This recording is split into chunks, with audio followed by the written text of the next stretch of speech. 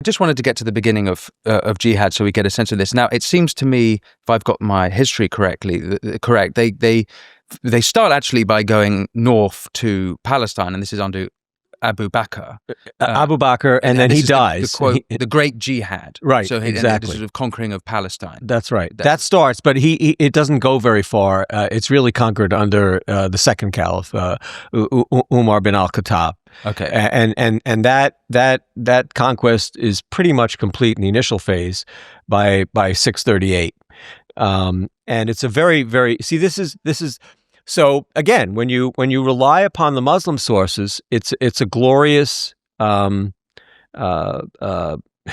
wouldn't say peaceful, but it's a romanticized process. The Jews, in effect, are liberated from Byzantine rule. And then when you delve into, non-Muslim sources and some Muslim sources as well, you begin to see the devastation that was wrought upon historical Palestine. And just as jihad everywhere else, massacre, pillage, enslavement, deportation. You said when they get to Caesarea, they slaughter 40,000 Jews. That's in a Muslim chronicle. That's from the Muslim. That's right. That's from Baladuri. Yeah. Right. And also the devastation of the land is something I was very unfamiliar with. A lot of that land was burnt. The crops were burnt, and that led to soil erosion. And it was forced to lay fallow for many years. And at the time Moshe Gill wrote his incredible history of it's just it's a huge academic tome, about 1,000 pages. It's called The History of Palestine, 634 to 1099. So we're up to the First Crusade, and he talks about how in the period, I guess he completed the first edition of the book in the 1970s. They were still unearthing ruins from that period. The destroyed synagogues, destroyed churches, etc. So it's a very, very there is this idea that these were somehow different than other imperial conquests, certainly by Western powers that are very destructive, had been very destructive. The Romans, the Greeks, etc. These were very destructive conquests, including in the Holy Land and the environs. And then the law that was laid down is the Sharia. Which I just alluded to briefly is very discriminatory towards non-Muslims, Jews and Christians, and there was some of this badging in historical Palestine itself, particularly under Caliph Harun al-Rashid, who was one of the Abbasid caliphs. So I think that.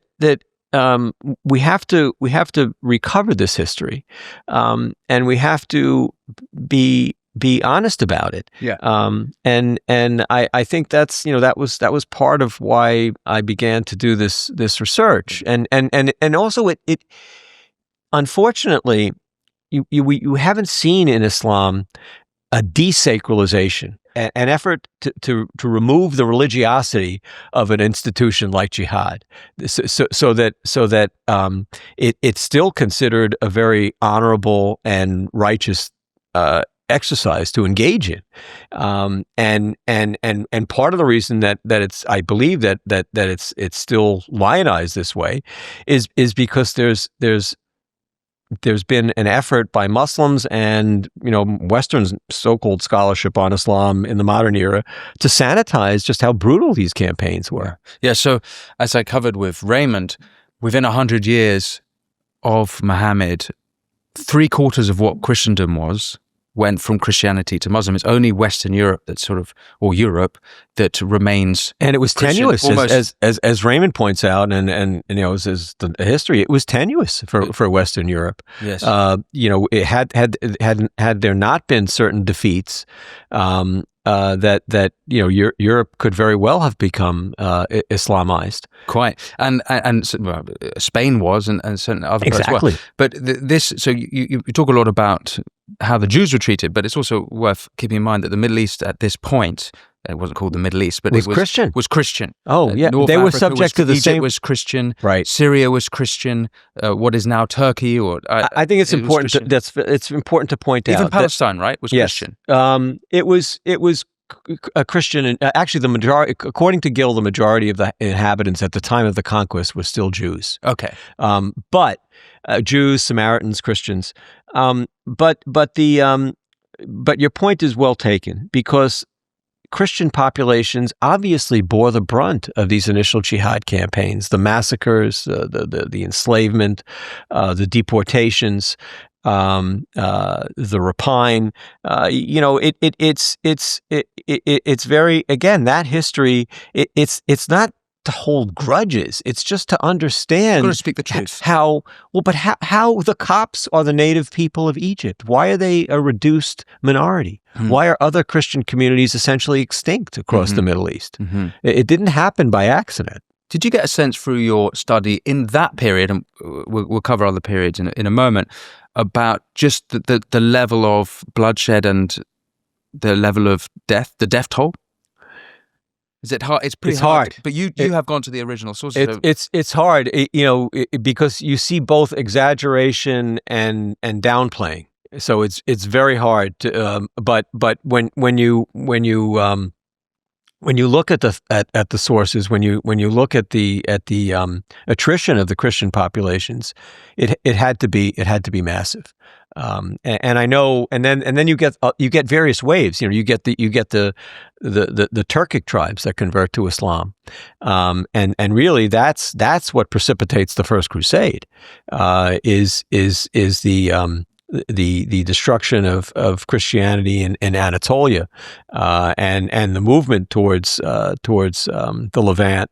And as a matter of fact, what the Jews experienced at that time, because there were still Jews in that area, you see in some of the writings that the jihad waged by what became the Seljuks, but even their predecessors, was so violent and